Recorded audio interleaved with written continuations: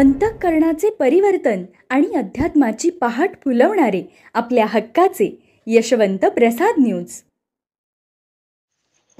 पुंडलिक वरदा हरिविठ्ठल श्री ज्ञानदेव तुकाराम पंढरीनाथ भगवान की जय.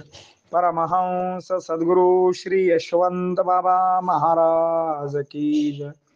पार्वती पते हर हर हर महादेव हर.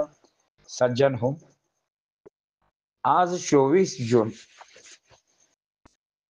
आजच्यासाठी सद्गुरु यशवंत बाबा यांचे सुवचन म्हणजे आयुष्य संपेपर्यंत सत्कर्म करीत राहावे. सद्गुरु यशवंत बाबा महाराज म्हणतात, सत्कर्म योगे वय घालवावे, सर्वामुखी मंगल बोलवावे. जय जय रघुवीर समर्थ हा मनाचा श्लोक आपण लहानपणापासून म्हणत आहोत. यातील पूर्वार्ध फार महत्वाचा आहे. उपासनेला दृढ चालवावे, बहुदेव संताशी सदा नमावे, आणि मग पुढे सत्कर्मयोगे वय घालवावे आहे. श्री गुरूंच्या ठिकाणी मागावे ते एवढेच मागावे, हे गुरुराया, मला जी तू उपासना करायला लावलेली आहेस ती दृढपणे सातत्यपूर्ण चालवण्यासाठी मला बळ दे. या पृथ्वी तलावरचे देव म्हणून गणले जातात त्या संतांना, त्या गुरुना माझ्याकडून सदैव नमन होऊ देत. माझे सारे आयुष्य सत्कर्मात जाऊ देत, म्हणजे नामात आणि कामात जाऊ देत. तरच सर्वजण मला चांगला म्हणतील. अर्थात हे सर्वांनी चांगले म्हणावे म्हणून मी करणार नाही. मी माझे काम करीत राहणार, कामात राम शोधित राहणार. पुढे काय होईल ते भगवंतच जाणेल. कामाने मनुष्याला श्रेष्ठत्व प्राप्त होते. काम कामाचा गुरु असतो. श्री गुरुनी दिलेली उपासना म्हणजे सत्कर्म असते. ती डोळे झाकून आपण तपश्चर्या म्हणून करावी. त्यावर विश्वास ठेवावा. त्यांना पूर्ण माहीत असते कोणत्या उपासनेची तुला गरज आहे, कारण त्यांच्या इतके तुला कोणीच ओळखू शकत नाही. भवरोग आणि भवसागर पार करून देणारे ते नामांकित वैद्य असतात. त्यामुळे ते जे करतील ते आपल्या कल्याणाचेच असेल यावरती ठाम विश्वास श्रद्धा ठेवून आपण सत्कर्म करीत राहावे. त्यातच आपले हित दडलेले असते. कामामुळे माणसाला श्रेष्ठत्व प्राप्त होते. कामात मग्न असणाऱ्या माणसाला विषय सुचत नाही. काम नसले की वेगवेगळे विषय डोक्यात येतात. माणूस व्यसनाधीन बनतो, माणूस कामाधीन होतो. कार्य नसेल तर त्याला भांडायलाही वेळ मिळत असतो. रिकामे डोके रिकामे शरीर हे सैतानाचे घर होऊन जाते. तो कार्यात असला की हात आणि मन त्याच्याबरोबर मेंदू सुद्धा त्याच कार्यात गुंतत असतो. त्यातून ते कार्य वारंवार होत गेले की त्यातील संपूर्ण ज्ञान प्राप्त होते. कार्य सिद्ध होत असते. कार्यामुळे सिद्धी होते. कार्यामुळे प्रसिद्धी प्राप्त होते. कार्यामुळे लौकिक वाढतो. कार्यामुळे शरीर तंदुरुस्त राहते. कार्यामुळे चांगले संस्कार घडतात. जुनी माणसे म्हणत होती, वाघासारखे खावे आणि वाघासारखे काम करावं आणि वाघासारखे राहावं. हा झाला व्यावहारिक हिशोब. मात्र क्षणभंगुर आयुष्याचा भरोसा नाही.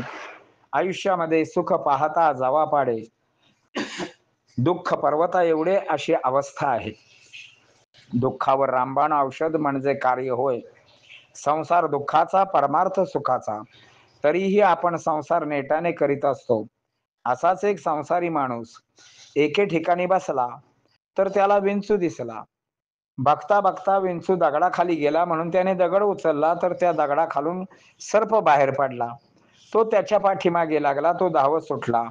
प्राण भयाने धावणे म्हणजे काय हे त्याला कळाले. तो समोरून वाघ आडवा आला. वाघ त्याच्या अंगावर धावला. तो त्याने विहिरीत उडी मारली. मारलेली उडी विहिरीतल्या जाळीत पडली. त्यावर मधमाशाचे पोळे बसलेले होते. मधमाशा त्याला आता डसू लागल्या होत्या. त्याने तोंडाचा आ केला होता. वरून आग, बाजूने नाग, खालून मधमाशाची आग. एवढ्यात